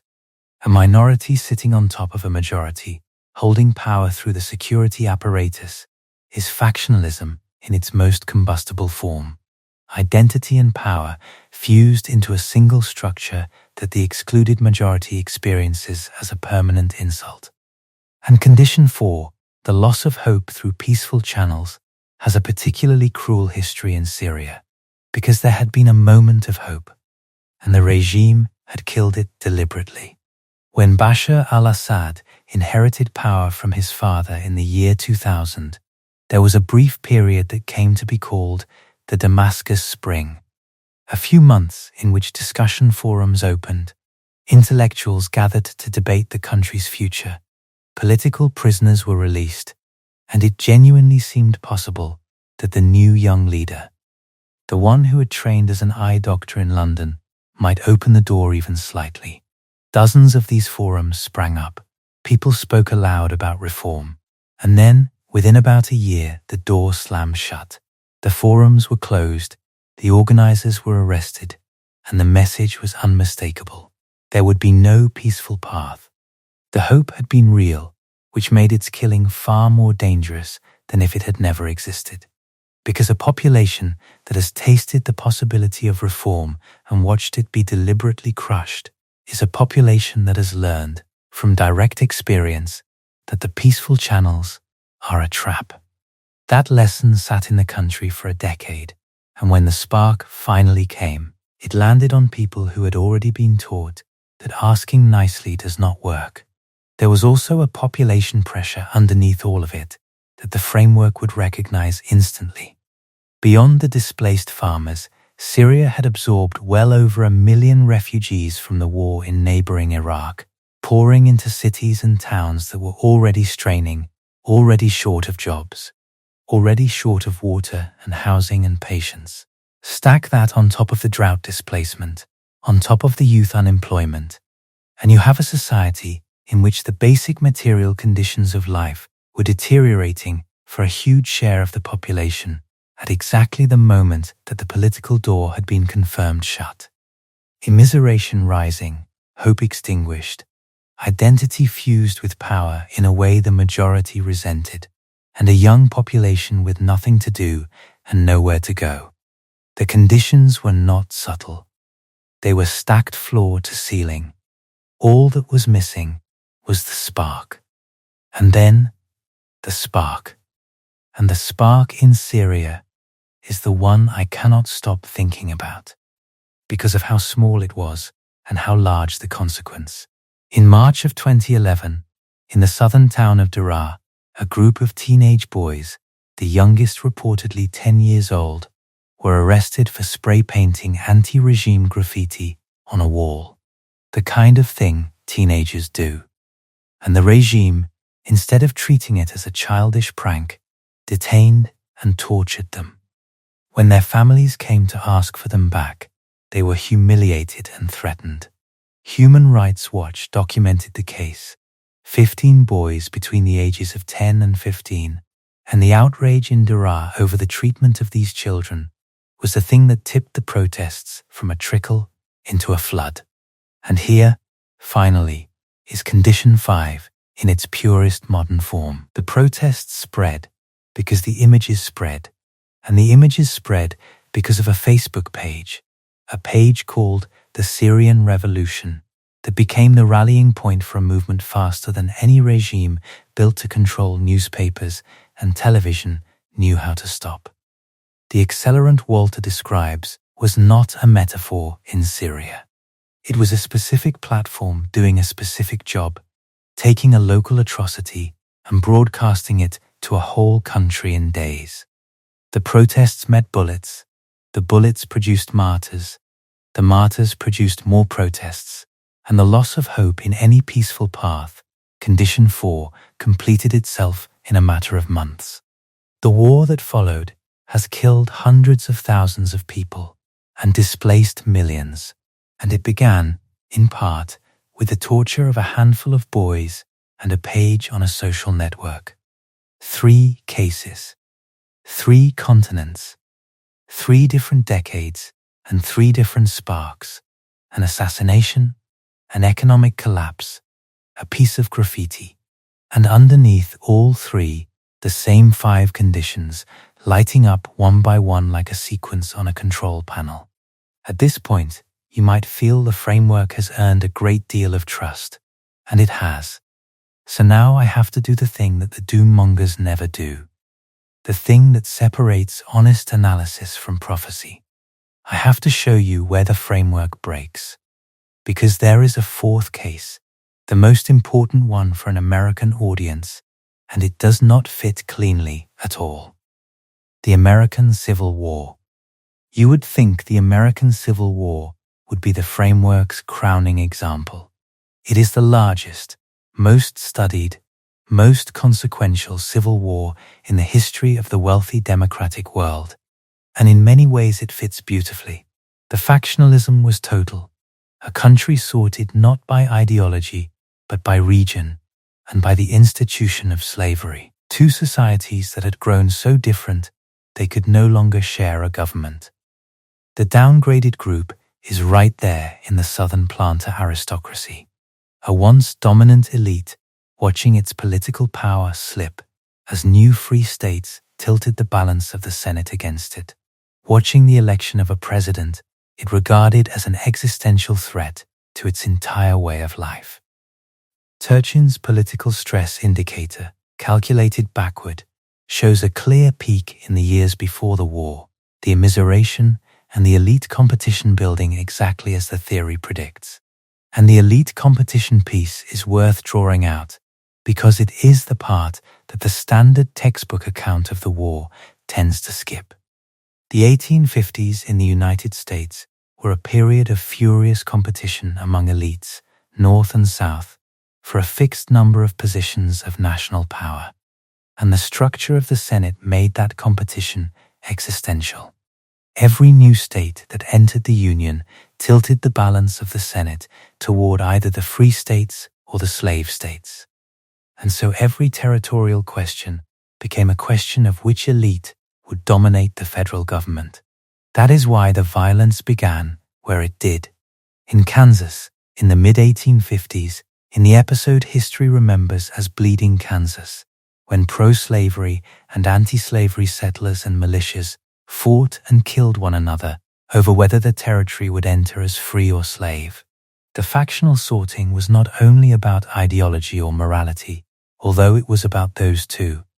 It was about a brutal competition between 2 regional elites for control of a national government. And that competition followed the structural demographic script almost exactly. The kind of intra-elite conflict that Turchin argues precedes every major societal breakdown. Then in October of 1859, a man named John Brown led a raid on the federal arsenal at Harper's Ferry, intending to arm an uprising against slavery. And although the raid failed and Brown was hanged, the reaction to it revealed how far the sorting had already gone. In the North, many treated Brown as a martyr. In the South, he confirmed the deepest fear that the other section of the country wanted not to argue with them, but to destroy them. After Harper's Ferry, the 2 regions were no longer 2 parties to a disagreement. They were 2 peoples who had concluded that the other intended their annihilation.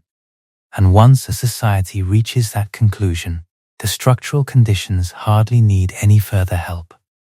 The election of 1860, a 4-way contest, produced a president the South regarded as an existential enemy, and the South responded not by contesting the result through the system, but by leaving the system altogether. That is condition 4, the loss of all faith in peaceful resolution, expressed as the most dramatic abandonment of a political process in the country's history. South Carolina seceded that December, 6 more states followed by February, and the firing on Fort Sumter that April turned a structural breakdown into the bloodiest war in American history. The factional sorting, the status threat, the collapse of faith in the political process after the election of 1860, the secession of South Carolina that December, and 6 more states by February. The formation of the Confederacy, the firing on Fort Sumter in April of 1861, the war that followed killed, by the most careful modern estimates, somewhere between 650,000 and 750,000 people, a count revised upward in recent years from the old figure using census records. By almost every measure on the list, the conditions were present. Almost every measure. Because here is the problem, and I am telling it to you because the researchers themselves tell it, rather than hiding it. The antebellum United States, the United States in the years right before its Civil War, was not an anocracy. By the polity measurements that the whole framework rests on, it never passed through the dangerous middle of the scale before it fell apart. It was, by the numbers, a functioning democracy, at least for the part of the population that counted as full citizens, right up until it split in two. A reviewer at the United States Army War College, a man named Robert Bunker, pointed this out directly in his assessment of Walter's work. He noted that the United States fell into civil war without first entering the anocracy zone, and that this genuinely weakens the case for treating the anocracy score as the master key. The single most important variable in the framework, the one with the highest predictive power, the one I spent the first half of this telling you was the loaded gun, simply does not light up for the most important case in American history. I could skip past that. The Doom version of this script would skip past that, because it is inconvenient, because it complicates the clean story. But I think the place where the framework fails is more interesting than any of the places where it succeeds, and here is why. There are 2 possibilities, and both of them are unsettling in different directions. The first possibility is that the framework is simply weaker than its proponents claim, that the anocracy measure is too blunt, that you can have all the factionalism and status threat and lost hope in the world and still fall into civil war from inside what looks, on paper, like a healthy democracy. If that is true, then the comforting line, the one that says we are still a full democracy, our polity score is fine, we are not in the danger zone, is worth a great deal less than it sounds, because the worst civil war in the history of the developed world happened to a country that was not in the danger zone either. The second possibility is the one that genuinely chills me. It is that Turchin's framework captures the American case where Walter's does not. Because Turchin is not measuring the form of the government, he is measuring the pressure underneath it. And the pressure, the immiseration, the elite overproduction, the intra-elite competition was unmistakably building in the 1850s, even while the democratic forms on the surface looked intact, which would mean that the surface measurement, the polity score, the thing that tells you whether you are officially in the danger zone, can read as perfectly healthy while the structure underneath is already failing. The dial on the dashboard can say everything is fine while the engine is coming apart. And if that is true, then a society can be deep into the structural preconditions of its own collapse while every official, measurable, reassuring indicator still says democracy, still says stable, still says not us, not here, not now. So which is it? Honestly, nobody knows for certain, and anyone who tells you they know for certain is selling you something. But notice what just happened, because it matters more than the answer. We took the framework, we tested it against the hardest case, and it cracked. And the crack did not make the picture safer. It made it stranger and more uncertain in every direction. That is what real analysis does, as opposed to prophecy. Prophecy gets more confident as it goes. Analysis gets more honest. And honesty here means admitting that the tools we have are good enough to frighten us and not good enough to reassure us. Which brings us, finally, to the question you have been waiting for since the first minute. The 5 conditions. Where do they stand right now? And I am going to answer it the way the evidence actually supports, which means I am going to tell you which conditions are active and which are not. And I am going to refuse to round either direction for effect. Start with the Anocracy measure, condition 1, because it is the one with an actual number attached, and the number is genuinely startling. The Center for Systemic Peace, the organization that maintains the polity scale, the same scale the whole framework rests on, recorded the United States at a positive 10, a perfect democratic score, as recently as 2015. By 2019, it had slipped to positive 7. And in 2020, for the first time, the United States dropped to a positive 5, below the democracy threshold of positive 6. Into the Anocracy band, into the dangerous middle. The organization stated it plainly in its bulletin that the United States had dropped below the democracy threshold and was now, by their measurement, an Anocracy. And they noted something else, something I find hard to read without a small chill, that this was, by their dataset, the first time the United States had appeared in that band since the year 1800, when their records begin. The country lost, in their accounting, its standing as the world's oldest continuous democracy, a title that passed to Switzerland. Now I have to immediately complicate that, because honesty demands it. The score recovered. By 2021, it was back up to positive 8, out of the Anocracy band, back in democratic territory. So the simple version, the version that says America is currently an Anocracy, is not accurate, and you should distrust anyone who tells you it is. The country touched the danger zone and stepped back out. But remember what the framework actually says is the warning sign. It is not the static score. It is the direction of travel, the slide. And a country that fell from a perfect 10 to a 5 in 5 years, then recovered, has demonstrated something the framework cares about more than any single reading. It has demonstrated that the slide is possible, that the institutions can move that far, that fast. The danger was never that we are stuck at 5. The danger is that we proved we can get there. Condition 2, factionalism, is harder to put a single number on, but the same organization that maintains the polity score made a specific, technical change that tells you something. In its assessment of the United States, it recoded the American political competition variable, moving it toward the factional category, the same structural feature that, combined with Anocracy, produced that odds ratio of 36.91. Set the technical coding aside and ask yourself the plain question that Walter's framework asks. Has politics in a number of wealthy democracies sorted increasingly along lines of identity rather than policy? Do partisans increasingly describe the other side not as wrong but as a threat, not as opponents but as enemies?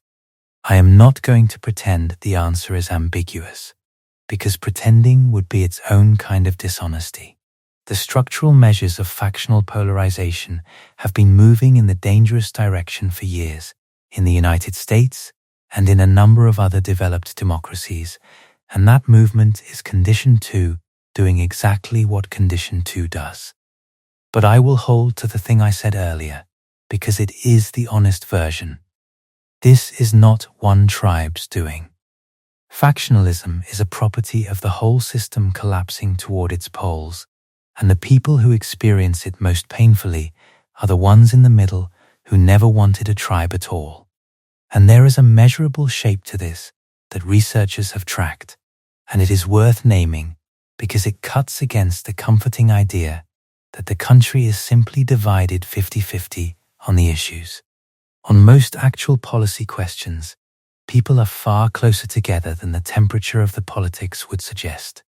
What has changed is not mainly what people believe, it is how they feel about the people on the other side. Researchers who study polarization distinguish between two kinds. There is policy polarization, the distance between what the two sides want, and there is effective polarization, the degree to which the two sides loathe and fear each other as people. And the frightening finding is that effective polarization, the hatred, has risen far faster than policy polarization, the disagreement. People do not mostly disagree more than they used to. They hate each other more than they used to, often over a gap in actual positions that is narrower than they imagine. That is the signature of factionalism specifically, as opposed to ordinary political disagreement. When the animosity outruns the actual distance between the positions, you are no longer looking at a debate about how to run the country. You are looking at two tribes who have decided the other tribe is the enemy, and who will increasingly choose policies not because they want them, but because the other side opposes them. That inversion, where you define your own position as the opposite of your enemy's rather than as a thing you independently believe, is the moment politics stops being about the country and starts being about the war. And it is detectable in the data well before anyone fires a shot. Condition 5, the accelerant, requires almost no argument, and that is precisely what should worry you about it. The social media environment that Walter identifies as the modern accelerant of grievance is not a future risk. It is the water we have all been swimming in for over a decade. The algorithmic amplification of outrage. The sorting of populations into separate information universes that share no common facts. The conversion of every local incident into national tribal ammunition within hours. All of it is not a warning of a condition that might arrive. It is the description of a condition that is fully, comprehensively present, more developed in the wealthy democracies than anywhere else on earth. Because we built the platforms and we adopted them first. Condition 5 is not active. Condition 5 is saturated. So that is 3. The slide into the Anocracy zone, demonstrated and then partly reversed, but proven possible. The sorting of politics along factional, identity-based lines, measured and moving in the wrong direction. And the accelerant, fully present, fully operational, woven into the daily life of everyone listening to this. 3 of the 5 conditions that precede civil war, by the measurements of the people who built the framework, are currently active in the developed democratic world. And now I have to tell you about the 2 that are not, because this is the part that the people who want to frighten you will never tell you, and it is the part that actually matters most. The first missing condition is organized armed factions at scale. A civil war, in the technical definition that researchers actually use, requires 2 or more organized armed groups capable of sustained violence against each other, typically with a threshold of around 1,000 battle deaths in a year. And by that standard, the developed democracies are nowhere close.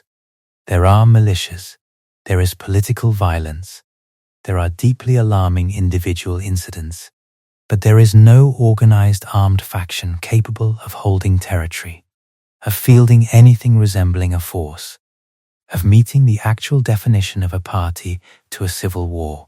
The gun may be loaded, but there is no organized hand on the trigger, and that is not a small detail. It is the difference between a dangerous situation and a war. The second missing condition is the one that I think is the most important fact in this entire story, and it is the integrity of the state and its security forces. In every case we examined, Spain, Yugoslavia, Syria, the descent into actual war required the fracturing of the state's monopoly on force. In Spain, a faction of the army launched a coup. In Yugoslavia, the federal army itself split along ethnic lines and individual republics built their own forces. In Syria, the security services were already a sectarian instrument of one faction. The thing that turns the 5 conditions from a dangerous loading into an actual war is the moment the people with the guns, the soldiers, the police, the security apparatus divide. As long as the military and the security forces of a country remain unified, professional, and loyal to the constitutional order rather than to a faction, the loaded gun cannot fire. Because there is no organized force willing to pull the trigger against the state. And by every available measure, the security forces of the wealthy democracies remain unified and professional. There is no documented faction within the uniformed services that has aligned itself with a political movement against the constitutional order. That is the firewall. That is the thing standing between the conditions and the catastrophe. And here is where I have to bring in the strongest critic, the one I promised you, because he aims directly at this point and he has more standing to aim at it than almost anyone alive. J. Alfelder ran the Political Instability Task Force. He was its research director, the man responsible for the very model that produces these frightening numbers. And when asked directly whether the United States was heading towards civil war, his answer was essentially no, and his reason was the one that data supports most strongly. Civil war, he pointed out, almost never happens in very wealthy countries, and certainly not in very wealthy democracies. The wealth itself, the enormous resources of a developed state, its capacity, its institutions, its professional military, its functioning economy, is a kind of insulation that the historical cases largely lack. He looked at a year of extraordinary division and violence and concluded that the death toll was not anywhere close to civil war, and that the structural protections of a wealthy democracy were holding. The man who built the model is telling you not to overread the model, and you should take that seriously, more seriously than you take me, because he knows the machine's limits in a way that I never will. The critics of Turchin make a parallel point, and it is just as worth hearing. A political economist named William Davies, writing in the New Statesman, called Turchin's famous prediction a simplistic observation dressed up in jargon, and characterized the wealth pump as a kind of crude economic determinism. The economist Branko Milanovic, who is broadly sympathetic, still observed that Turchin's entire model of decay essentially runs on one variable, inequality, and that a one-variable model of something as complex as a society's collapse should make anyone cautious. These are not cranks dismissing an idea they do not understand. These are serious people pointing out that a model elegant enough to frighten you is not the same thing as a model accurate enough to trust, and that the difference between those two things is exactly where intellectual honesty lives. So if you take all of that seriously, and you should, the right question stops being, is it coming, and becomes something more useful. What would actually have to change for the answer to shift? Because the honest version of this framework does not leave you with a feeling. It leaves you with a small number of specific things to watch. Bright lines that would tell you the situation had genuinely moved rather than merely felt like it had moved. And I think naming them is the most valuable thing this whole framework can offer. More valuable than any forecast. Because a forecast asks you to be afraid, and a threshold asks you to pay attention. And attention is the only thing that has ever actually helped. The first line to watch is the direction of the polity score and what underlies it, not the static number, the trajectory. A country that slides below the democracy threshold and stays there, through more than one assessment, rather than touching it and bouncing back, has done something the framework treats as a genuine warning, because the slide that does not reverse is the slide that matters. The second line is the security forces, and this is the one I would watch above all others. The single most important question, the firewall question, is whether any faction develops inside the military or the police, whether any meaningful part of the people who carry the guns begins to see their loyalty as belonging to a political movement rather than to the constitutional order.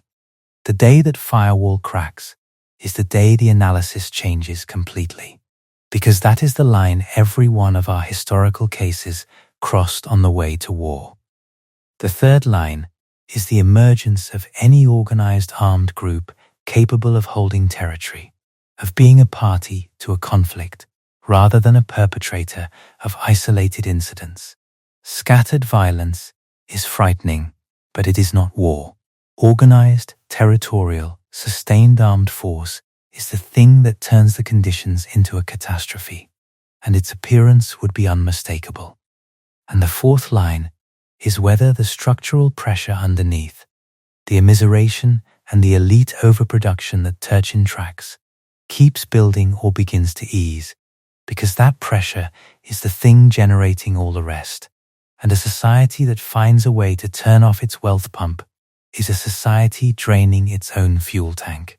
I give you those four, not to reassure you and not to frighten you, but because they are the difference between watching with understanding and watching with dread. Dread is useless. It curls you inward and changes nothing. Understanding tells you exactly where to look and what you are looking at, and what it would actually mean if the thing you are looking at began to move. So let me give you the genuinely honest summary, the one that survives all of this, before we follow it down to the place it actually leads. 3 of the 5 conditions are active. 2 are not.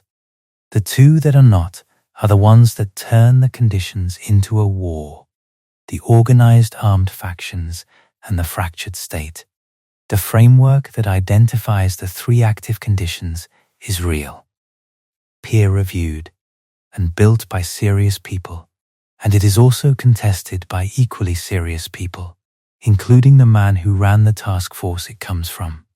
The most defensible thing you can say is not that civil war is coming. It is that the structural preconditions, the loading of the gun, are further along than almost anyone wants to admit, and the firing mechanisms, the things that actually start the shooting, are not present, and wealthy democracies have a long historical record of never letting them become present. That is the honest picture. It is neither the all clear nor the alarm. It is something harder to live with than either, which is genuine uncertainty about something that matters more than almost anything. But I want to point out the one thing that, underneath all the disagreement, nobody in this argument actually disputes, because it is the kind of buried consensus that tells you more than any of the loud disagreements do. Walter and Turchin disagree about mechanism. One measures the form of the government, the other measures the pressure underneath it.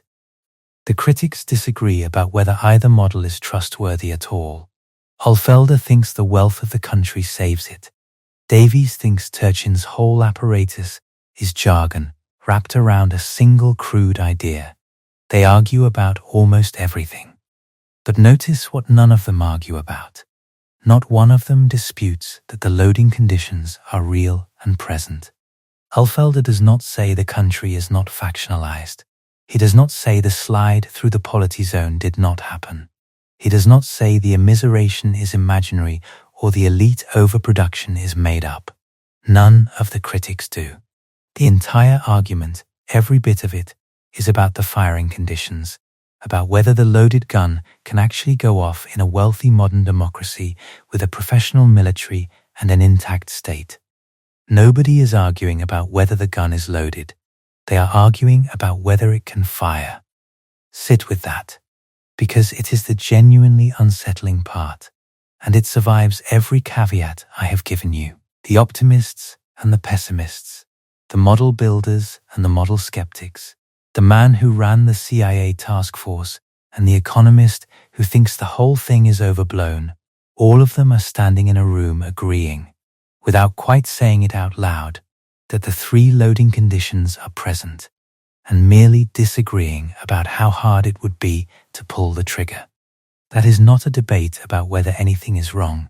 It is a debate about how protected we are from a danger that everyone in the room concedes is real and assembled. The comfort, such as it is, lives entirely in the second question. And the second question, the strength of the firewall, the loyalty of the people with the guns, the absence of organized armed factions, is the one thing on the entire list that is not a structural fact about the society, but a choice that human beings make, and keep making, or stop making, day by day, without anyone announcing which way they have decided. And now, I am going to give you the third foreshadow, except it is not really a foreshadow anymore, because we have arrived at the thing the entire story has been walking toward from the first minute, and I think you have probably felt it coming for a while now. It is not a fact about armies or elections or polity scores. It is a fact about perception, about what it is possible to see from the inside. Go back to the cases. Go back to Spain in the spring of 1936, after the election, with the street killings already mounting into the dozens and then the hundreds. Ask yourself what it felt like to be an ordinary, intelligent Spaniard reading the newspaper that spring. It did not feel like the eve of a war that would kill hundreds of thousands and end in 40 years of dictatorship. It felt like politics. Ugly, violent, frightening politics.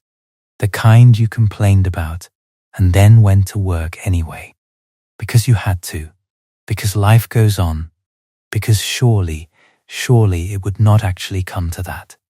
The people in Spain in the spring of 1936 did not know they were living in the spring of 1936. They thought they were living in an ordinary, if turbulent, year, the label, the pre-war, the eve of catastrophe, the last months of peace. Those are things we paint onto the period afterward, with the colors of what we know came next.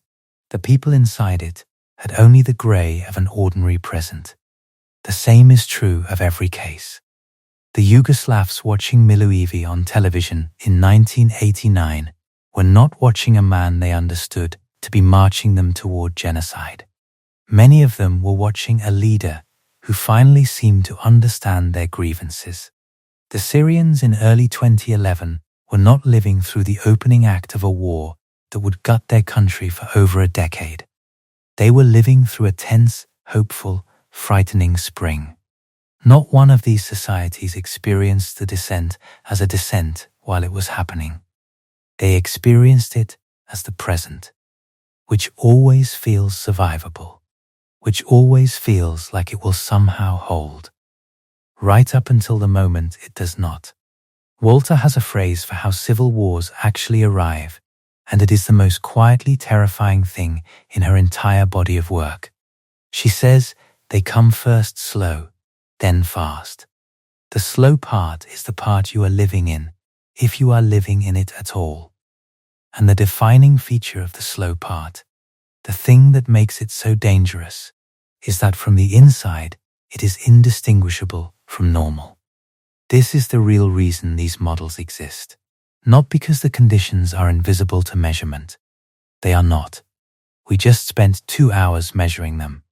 The conditions are perfectly visible to the instruments, to the polity scores and the stress indicators and the regression coefficients.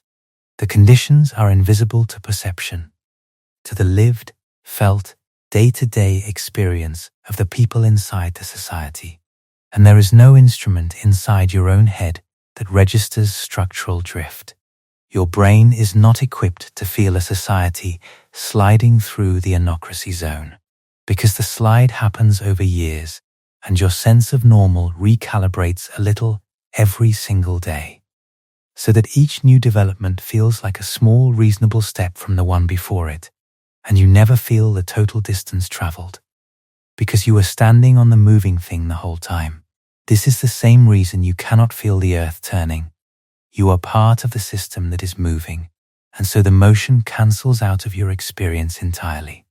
The ground feels still. It is not still. It has never been still. You just cannot feel it from where you are standing.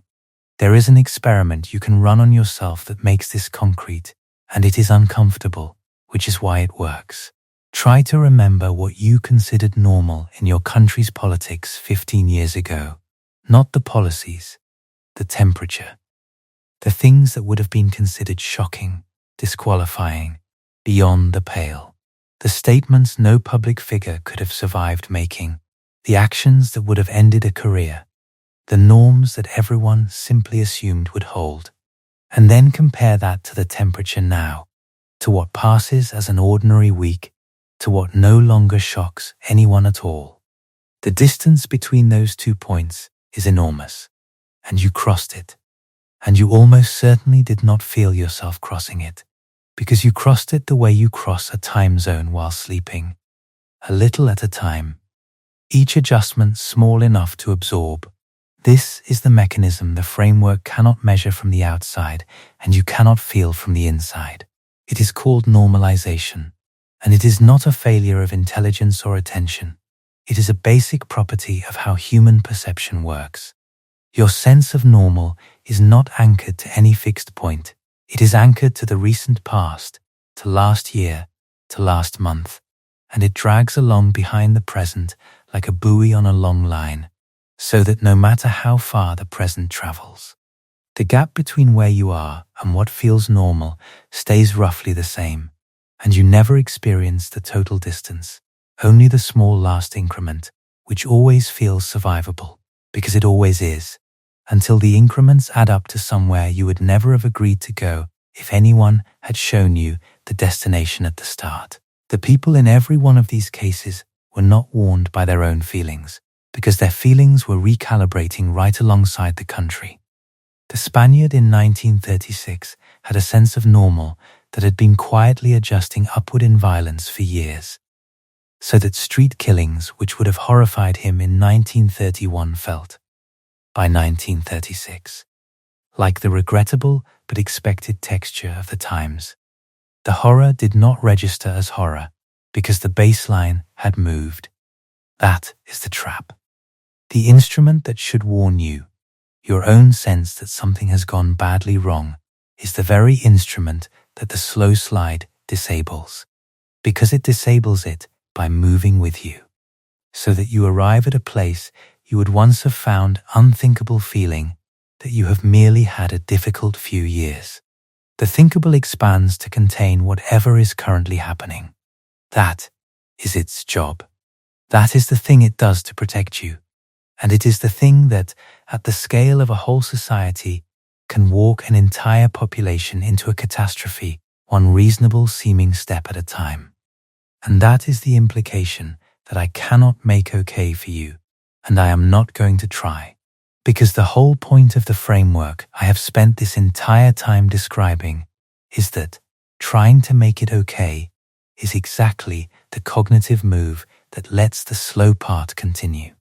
Every society that crossed this line was full of reasonable people reassuring each other that reasonable people do not let things like this happen, that the institutions would hold, that it could not come to that this was just politics. The reassurance was not a defense against the slide. The reassurance was part of the slide. It was the thing that let everyone keep treating each escalating year as an ordinary year. The belief that it cannot happen here is not the thing that prevents it from happening here. In every single case, that belief was present and widespread and sincerely held right up until the firing on Fort Sumter, right up until the coup in July, right up until the tanks rolled and the television told everyone whose fault it was. So here is where we actually are. 3 of the 5 conditions that precede civil war are, by the measurements of the people who built these frameworks, currently active in the developed democratic world. 2 are not. and the two that are not are the ones that fire the gun. And wealthy democracies have an extraordinary record of keeping those two suppressed. The man who ran the task force says the wealth itself will probably save us. The critics say the models are too simple to trust. All of that is true, and all of it is genuine cause for a kind of cautious relief. The framework does not predict a war. It describes a loading. But the framework also tells you something that the cautious relief cannot reach, something that survives every caveat and every critic. Because it is not a prediction at all. It is a fact about your own perception. It tells you that if the slow part were happening right now, around you, to you, it would not feel like the slow part. It would feel like an ordinary, turbulent, frustrating present, the kind you complain about and then set down to go on with your life. The instruments would show the drift. You would not feel a thing. You would feel exactly what you feel right now, which is the one thing the people in every one of those cases also felt in the last ordinary year before it stopped being ordinary. In the spring they did not yet know to call the last spring. The conditions are measurable. The slide is not perceptible. And the comfort you reach for, the quiet certainty that you would surely notice, that you would surely feel it coming, that reasonable people in a country like this would never let it get that far, is not evidence that you are safe. It is the sound the slow part makes.